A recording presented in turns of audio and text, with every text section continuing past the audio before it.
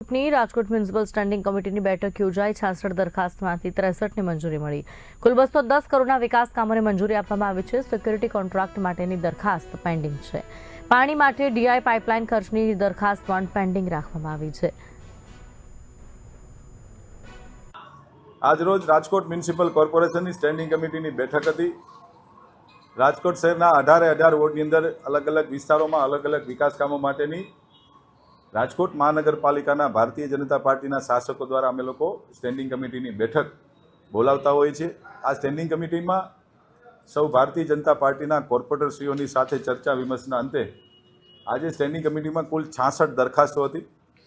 આ 66 દરખાસ્તોમાંથી 210 કરોડ 1,52,000 એટલે કે 2 અબજ 10 કરોડ જેવી રકમના ખર્ચે રાજકોટ શહેરના અલગ અલગ વિસ્તારોની અંદર રાજકોટ શહેરના શહેરીજનોને કોઈ મુશ્કેલી ન પડે એના માટેના વિકાસ કામોની આજે કુલ દરખાસ્તો હતી। એમાંથી 210 કરોડની એટલે કે 2 અબજ 10 કરોડની દરખાસ્ત આજે મંજૂર કરી છે। કુલ 66 દરખાસ્તમાંથી 3 દરખાસ્તને વધુ અભ્યાસ અર્થે પેન્ડિંગ રાખવામાં આવી છે।